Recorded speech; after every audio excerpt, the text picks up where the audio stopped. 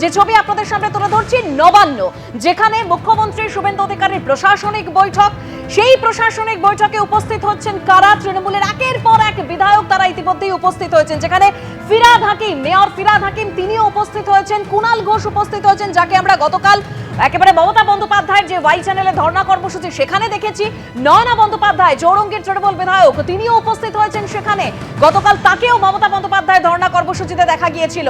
একেবারে এই নামগুলো এখন চর্চার কেন্দ্রবিন্দুতে এসে পৌঁছেছে।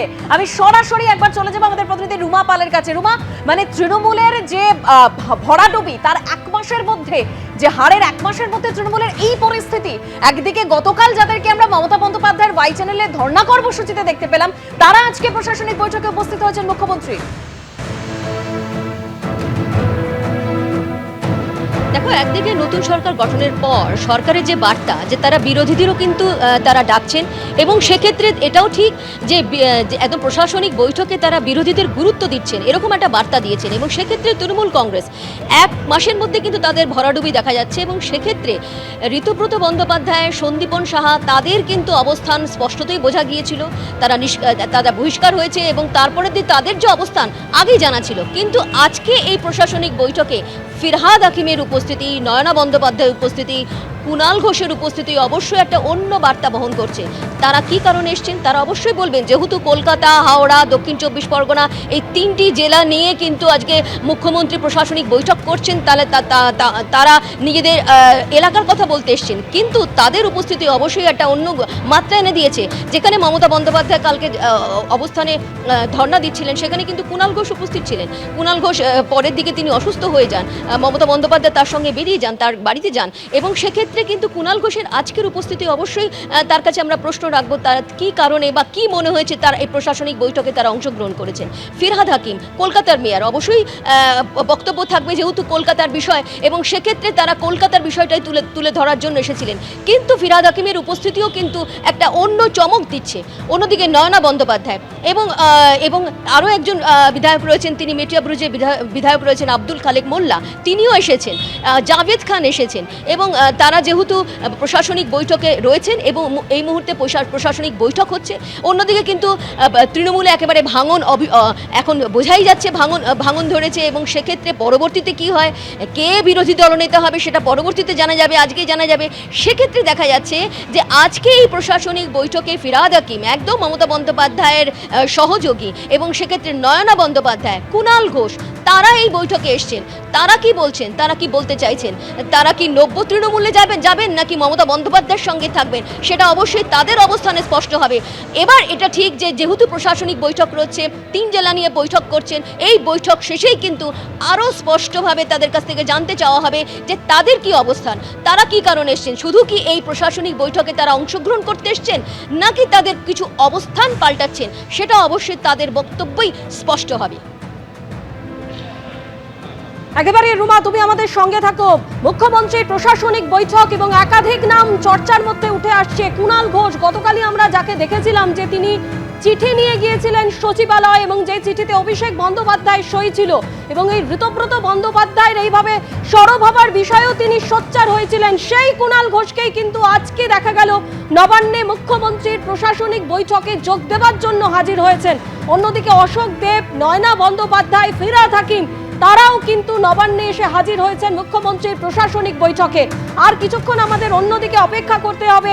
বিধানসভায় আপনারা জানেন 58 জন বিধায়ক তারা বৈঠক করার পর যে প্রস্তাব, সেই চিঠি তারা স্পিকারের কাছে জমা দিয়েছেন, এবং বেশ কিছু নথি পরীক্ষার বিষয় রয়েছে। যেহেতু সই জালিয়াতির বিষয় উঠে এসেছে, সেই জায়গা থেকে 4টে পর্যন্ত সময় দেওয়া হয়েছে, এবং তারপরেই কিন্তু পরিষ্কার হয়ে যাবে রাজ্য রাজনীতিতে বড় কোনো পরিবর্তন, এবং সেই জায়গা থেকে নতুন তৃণমূল কংগ্রেসের জন্ম হচ্ছে কিনা আর কিছুক্ষণের মধ্যেই পরিষ্কার হয়ে যাবে।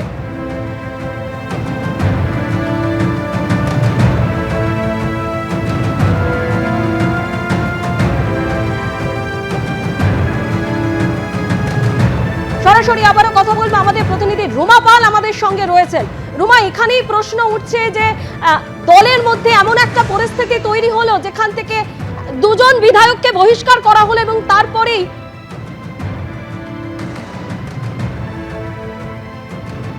রুমা, তোমার কাছ থেকে জানতে চাইবো, ইতিমধ্যে মন্ত্রিসভার মিটিং হয়েছে বলে জানা যাচ্ছে, কি জানতে পারছো?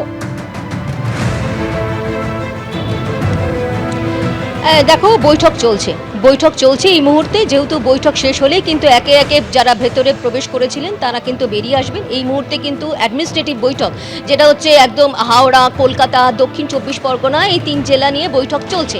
এবং অবশ্যই নতুন সরকার গঠনের পরে কিন্তু সরকারের স্পষ্ট বার্তা ছিল, যেটা আগেও বলছিলাম, যে বিরোধীদের ডাকা। তারা স্পষ্টই বলেছেন যে যেহেতু আগে পূর্বতন সরকার কোনোদিনই কিন্তু বিরোধীদের গুরুত্ব দিত না, কোনো বৈঠকে না, এমনকি অ্যাডমিনিস্ট্রেটিভ বৈঠকে তো দুরন্ত, কোনোভাবেই কিন্তু তাদেরকে ডাকা হয়নি। সেক্ষেত্রে একটা বার্তা দিতে চাইছে যে বিরোধীদের তাদের গুরুত্ব দিচ্ছে। অন্যদিকে বিরোধীরা কারা?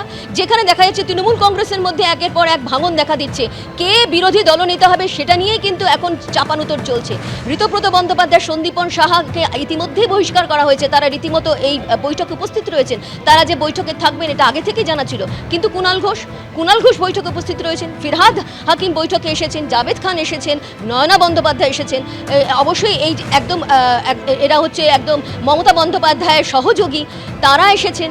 তারা কি করতে এসেছেন? তারা কি শুধুমাত্র অ্যাডমিনিস্ট্রেটিভ বৈঠকে যোগদান করতে এসেছেন, নাকি নব্য তৃণমূলে তাদের কোনো অবস্থান রয়েছে? সেটা কিন্তু তাদের বক্তব্যই স্পষ্ট হবে, সেটা আগেই বলছিলাম। তবে এটা ঠিক অ্যাডমিনিস্ট্রেটিভ বৈঠক হচ্ছে, কলকাতা নিয়ে হচ্ছে, হাওড়া নিয়ে হচ্ছে, দক্ষিণ 24 পরগনা নিয়ে হচ্ছে। এবং অবশ্যই দক্ষিণ 24 পরগনায় গুরুত্বপূর্ণ, যেখানে দেখা গেছে একদম এক সময় যেখানে অভিষেক বন্দ্যোপাধ্যায়ের যেটা জায়গা, সেই জায়গা কিন্তু এখন একেবারেই তৃণমূল কংগ্রেস তার সেখানে কিন্তু তার কোনো অবস্থান হারিয়েছে। সেক্ষেত্রে দক্ষিণ 24 পরগনা থেকে শুরু করে কলকাতা, হাওড়া, প্রত্যেকটা জায়গাতে কিন্তু মুখ্যমন্ত্রী শুভেন্দু অধিকারী তাদের কি অবস্থার কথা, তাদের কি অবস্থান বা তাদের কোথায় কি অসুবিধা, অ্যাডমিনিস্ট্রেটিভ বৈঠক সেটা করছেন। যদিও অ্যাডমিনিস্ট্রেটিভ বৈঠকে এই মুহূর্তে কিন্তু যেহেতু কোনো সংবাদ মাধ্যম অনুমতি নেই যাওয়ার, এই বৈঠক হওয়ার পরই কিন্তু জানা যাবে এই বৈঠকে কি হলো। এবং এই বৈঠকে যারা এই তৃণমূলের যারা একদম চর্চিত, যে যারা মুখ, যাদের দেখা গেল, তারা যে এই নবান্ন সভাগৃহে এলেন, এবং এরা অবশ্যই যাদেরকে দেখতে পাওয়া গেল তারা কিন্তু এর আগে মমতা বন্দ্যোপাধ্যায়ের সহযোগী, এবং তারা সবসময় কিন্তু নবান্ন সভাগৃহে সবসময় মমতা বন্দ্যোপাধ্যায়ের সঙ্গে ছিলেন। আজকে যখন শুভেন্দু অধিকারী ডেকেছে তাদেরকে, এবং তাদের পরবর্তীতে কি হয় অবশ্যই আমাদের নজর থাকবে। আপাতত ধন্যবাদ।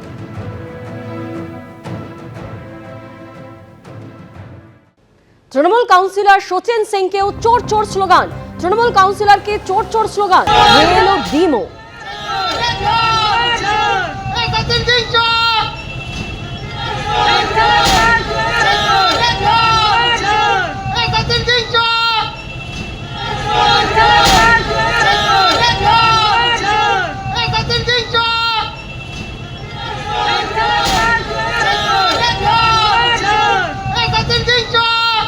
এবিপি আনন্দ, এগিয়ে থাকে, এগিয়ে রাখে।